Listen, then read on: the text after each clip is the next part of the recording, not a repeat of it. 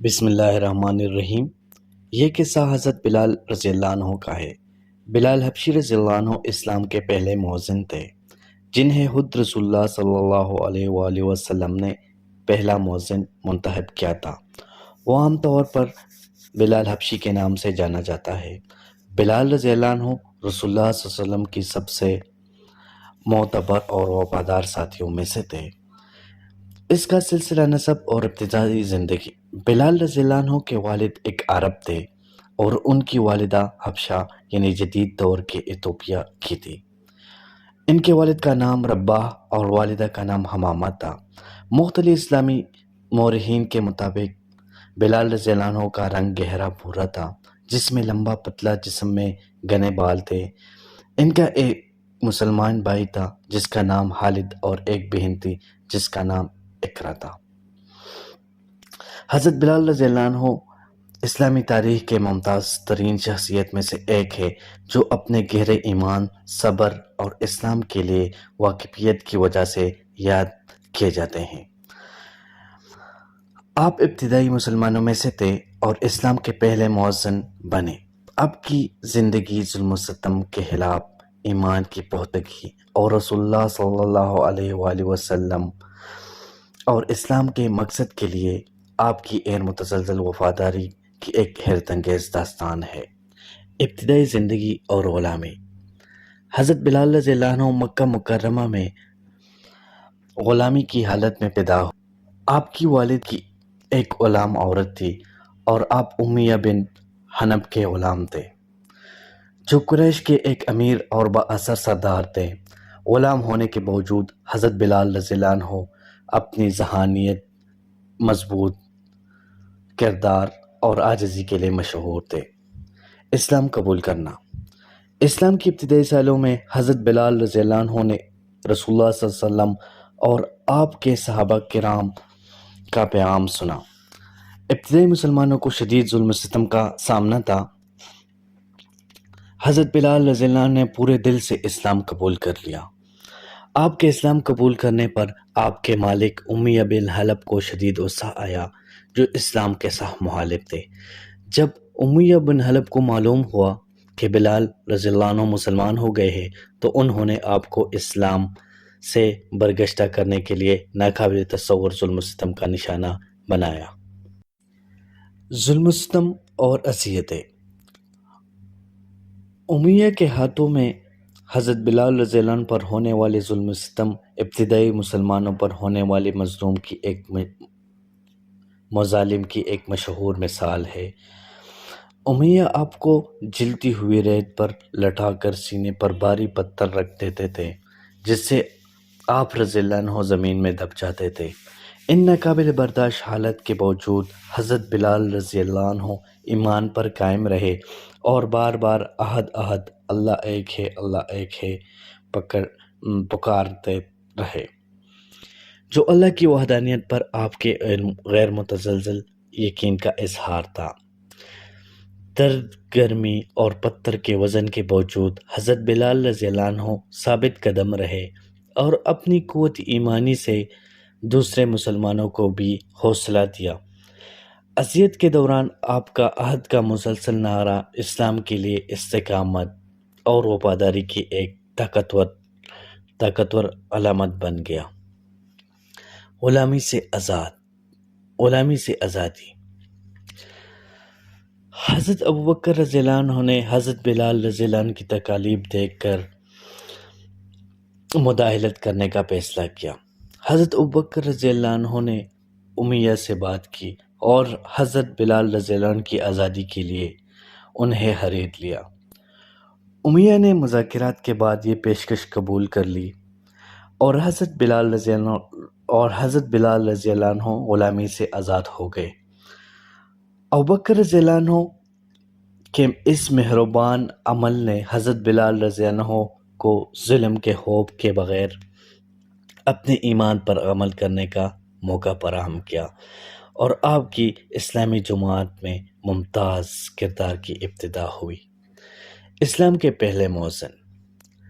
حضرت بلال رضی اللہ عنہ کی اسلام کے کے لیے غیر معمولی واقفیت اور خوبصورت آواز کے باعث رسول اللہ صلی اللہ علیہ وآلہ وسلم نے آپ کو پہلا مؤذن مقرر فرمایا۔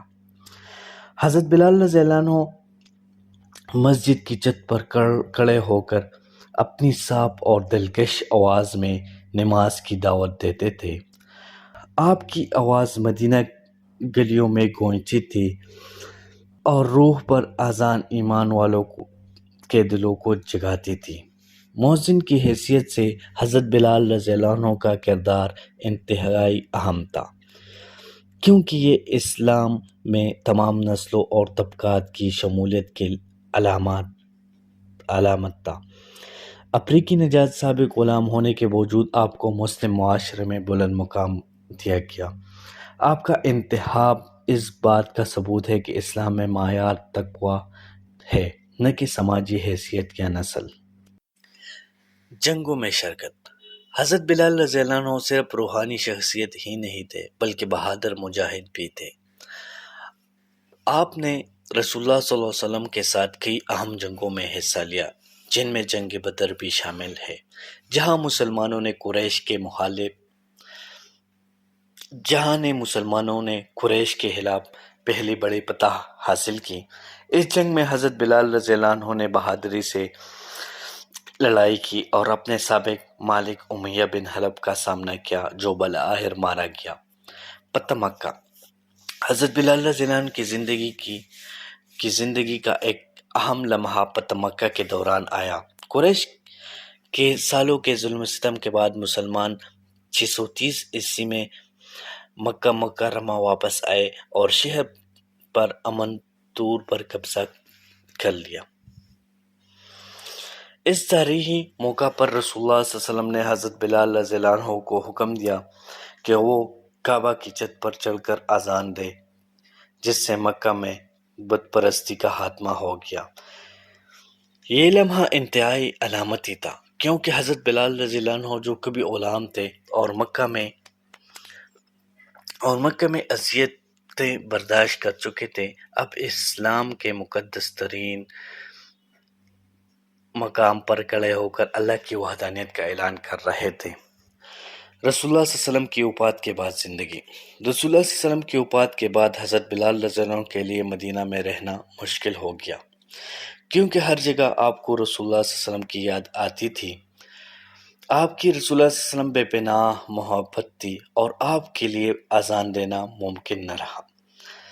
حضرت بلال رضی اللہ عنہ نے شام منتقل ہونے کا فیصلہ کیا، جہاں آپ نے اپنی زندگی کے مطابق باقی دن گزارے۔ وراثت اور وفات۔ حضرت بلال رضی اللہ عنہ کے وفات دمشق شام میں تقریباً 640 عیسوی میں ہوئی۔ آپ کی وفات پر پوری مسلم امت نے غم کا اظہار کیا اور آپ کی میراث صدیوں سے زندہ ہے۔ آپ کو استقامت، مساوات اور عین متزلزل ایمان کی علامت کے طور پر یاد کیا جاتا ہے۔ حضرت بلال رضی اللہ عنہ کی داستان اسلامی تاریخ میں ایمان اور صبر کی سب سے متاثر کن مثالوں میں سے ایک ہے۔ غلامی کی زندگی سے اسلام کے پہلے مؤذن بننے تک آپ کا سفر اسلام کے بنیادی اصولوں، اتحاد، مساوات اور اللہ کی رضا میں سر تسلیم ہم کرنے کی عکاسی کرتا ہے۔ آپ کی میراث مؤذن رسول کے طور پر اور ناقابل تصور مشکلات کے باوجود آپ کی ثابت قدمی پر آج بھی دنیا بھر کے مسلمان کو تحریک دیتی ہے۔ حضرت بلال رضی اللہ عنہ کی زندگی سے سبق۔ اللہ پر ایمان۔ حضرت بلال رضی اللہ عنہ نے شدید ترین مظالم کے باوجود اللہ کی وحدانیت پر اپنے ایمان میں لغزش نہ آنے دی۔ اسلام میں مساوات۔ آپ کی غلامی سے بلند مقام تک پہنچنا اسلام کے پیغام مساوات اور انصاف کا عکس ہے۔ صبر و استقامت۔ آپ کی داستان ہمیں مشکلات میں صبر اور ثابت قدمی کی قدر سکھاتی ہے۔ اسلامی بھائی چارہ۔ حضرت ابوبکر رضی اللہ عنہ کا آپ کو آزاد کرنا اسلام میں بھائی چارے اور یکجہتی کی روح کو نمایاں کرتی ہے۔ حضرت بلال رضی اللہ عنہ ایک لازوال شخصیت ہے جن کی داستان قوت ایمانی تحریک اور ایمان کی طاقت کی یاد دلاتی ہے۔